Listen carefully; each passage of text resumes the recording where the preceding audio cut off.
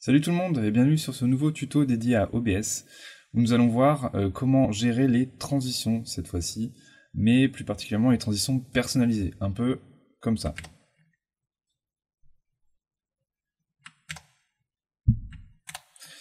Voilà, donc là c'est tout bête, on a un fichier vidéo qui nous permet de faire un slide de droite à gauche et qui, pile au milieu, pile au moment où tout l'écran est occupé, passe d'une scène à l'autre sur OBS. Donc on va voir tout de suite comment gérer le truc, mais d'abord, petite intro.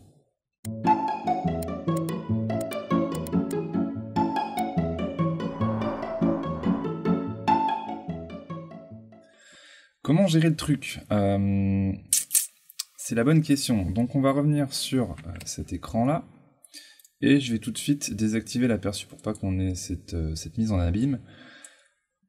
OBS gère les transitions tout à fait naturellement grâce à la partie transition. Donc si jamais vous n'avez pas ce doc transition de scène, vous le trouverez tout simplement, alors attendez parce qu'à chaque fois je les cherche, c'est dans la partie affichée, doc, et en fait vous allez avoir ici la partie transition de scène, excusez-moi.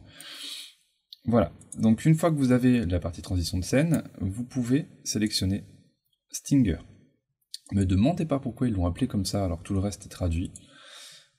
Et dans cette partie Stinger, vous allez pouvoir paramétrer cette fameuse transition. Alors comment ça se passe? Vous allez dans la partie propriété qui est juste là avec la roue crantée, et vous avez cet aperçu qui est présent. Je vais agrandir la fenêtre pour qu'on ait tout sous les yeux. Voilà. Donc moi j'ai déjà ma transition en point move, et la durée en millisecondes qui est juste ici, présente là.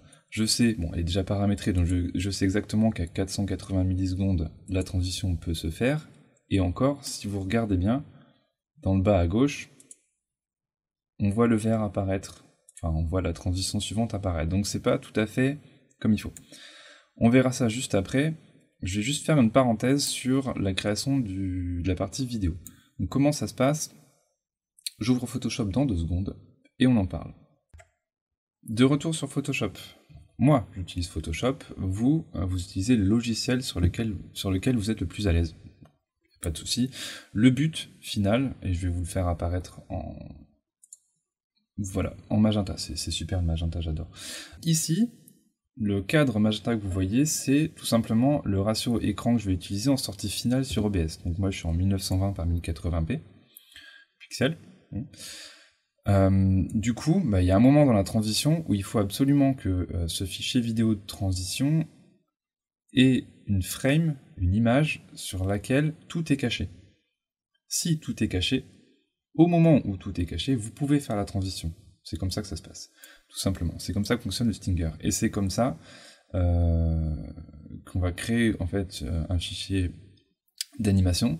Donc encore une fois, je switch sur un autre logiciel. À tout de suite. Nous voici sur Adobe Premiere Pro, donc je ne vais pas m'attarder pour ceux qui veulent squeeze cette partie-là, vous pouvez directement passer à l'étape suivante, donc je vais mettre des chapitres sur YouTube, donc vous pourrez passer à l'étape suivante. Pour ceux qui veulent voir un petit peu comment peut se faire un montage, bon là c'est assez bête, j'ai tout simplement un fichier PNG que j'ai mis sur une table de montage et sur lequel je fais faire un slide.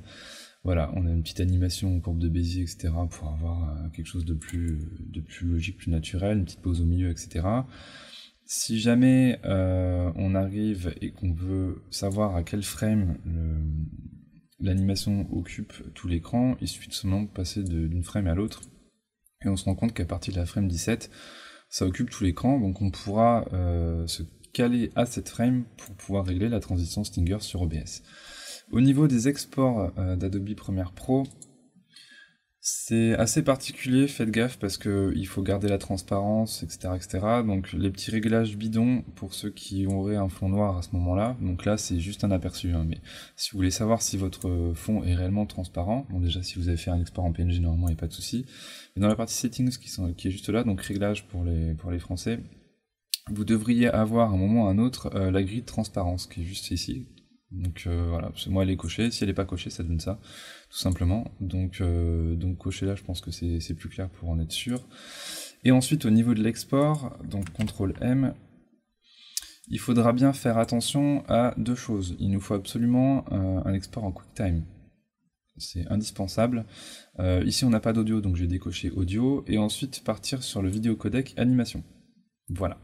Animation va nous proposer, donc là faites attention au ratio d'export aussi, va nous proposer tout simplement la possibilité d'avoir la couche alpha, qui est la couche de transparence, donc faites attention au fait que ce soit bien coché.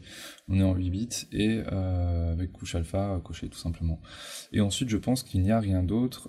Moi je coche un rendu avec le maximum de profondeur, et puis c'est tout, voilà.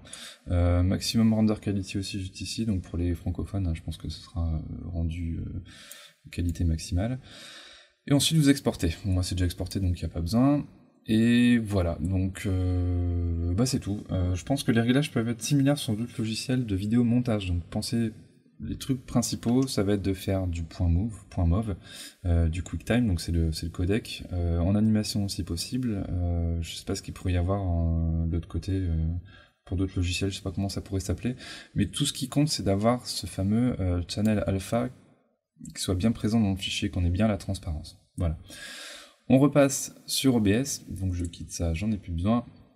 Et une fois qu'on est sur OBS, on se retrouve donc, alors je vais remonter ça, ce sera plus clair.